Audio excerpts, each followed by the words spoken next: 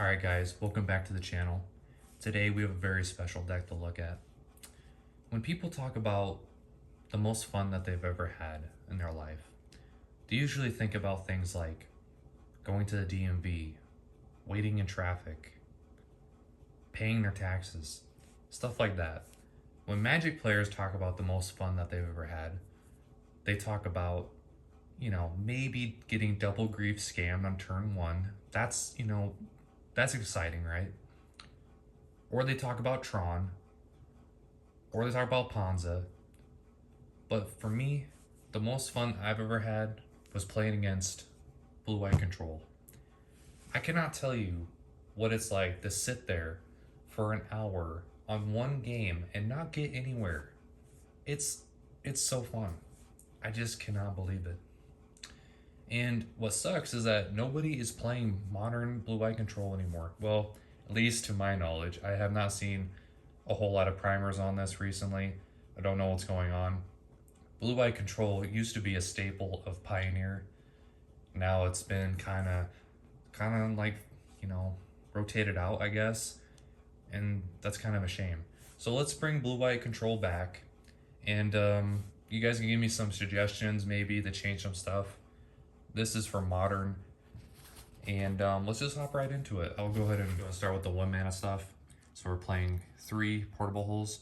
I know that sorcery speed, but like being able to hit any non-land permanent like 2 mana or less is just really good. I know some people are playing like Swords of Plowshares and stuff like that, but like I'm pretty sure that stuff is only like creatures.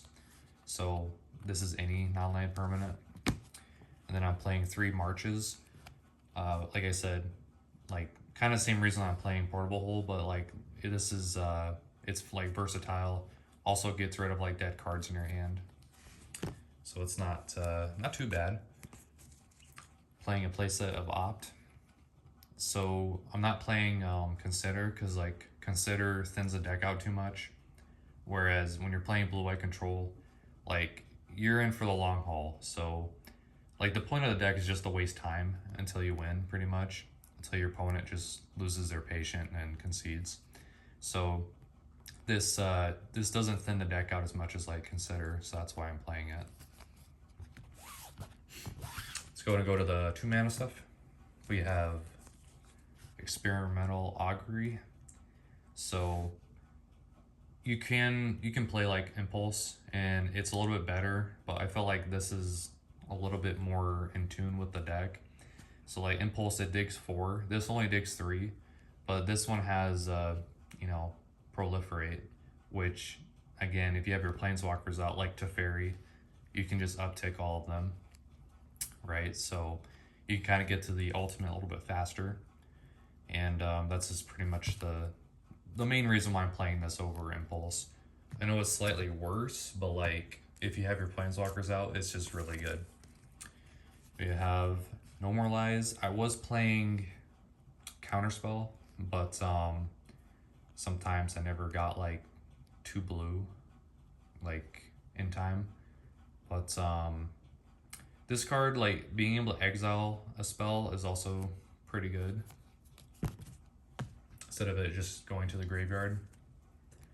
We're already in the 3 mana stuff here, playing a playset of Dream Fracture. So I'm playing this over I don't know, any other like generic 3 mana counterspell, because when you have Narset and it's your opponent's turn and they play something, you play this, they don't draw a card.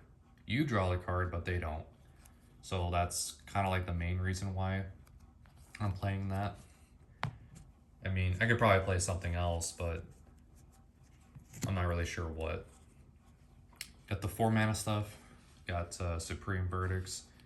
I have the weird art looking one, and then a regular one, and then this is supposed to be a Supreme Verdict, but haven't got my hands on a third one yet. Really fun card for people playing like tribal and stuff, obviously. To Behold the Multiverses. So I know was a Memory Deluge is pretty good. This one, I think like being able to foretell it, you know, might be a little bit more viable, but I'm not too sure.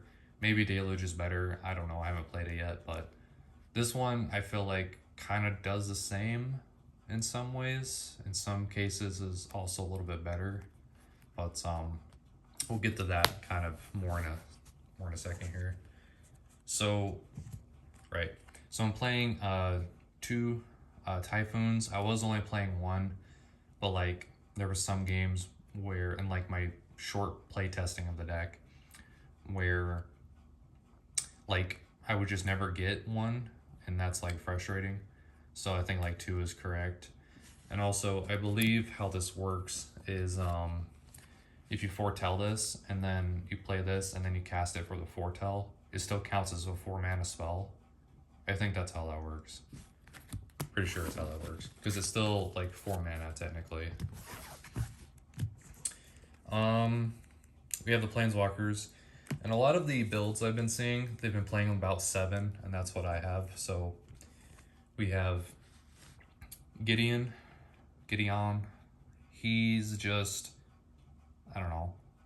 He's all right. I think being able to like exile a tart like a non-land permanent is pretty good, and also he's a creature on your turn, so he's pretty solid. Then we have obviously Teferi. Only one. I don't really see a reason to put 2 in. And then we have 3 Narsets. Narset is just a really fun card for people to play against, especially if they're trying to draw any cards. But pretty solid. Also digs 4. And then we have Teferi, the man himself. He's just great, obviously. And then I'm playing 1 Eternal Wanderers. I'm not sure about this card yet. I might take it out. It's, you know, it's pretty good so far, because like, you know, in the play testing that I've done, it's just they have to attack. Only 1 creature can attack it, and sometimes they don't even bother. So that's kind of nice. Also, it has like a board wipe, a pseudo board wipe for -4. So, yeah. So for the lands, I was told that you can play fetch lands with blue-white control, but it's really like they suggested not to do that, because like you want to, you know, extend the game for as long as possible, right? You want to stay in the game for a long time. So I'm not playing any fetch lands. I am playing like some shocks and stuff. So 1 Fortress, Castle guy, Ardenvale. So like if you have no cards in your hand and the game's going kind of long, you can make a token. Fountain Port might be a good addition. 2 Hollowed Fountains, 2 Anchorages. Card's just really good. 2 Temples, and then playset of the Painlands, playset of the Sea Chrome Coast, and then 8 basic lands. No sideboard yet, but like I said, you know, you guys can give me some suggestions, and then maybe with the power of your, you know, your thoughts and stuff like that, maybe we can bring, you know, blue-white control back and kind of teach the modern world a lesson. But that's all I have for the day. Thanks.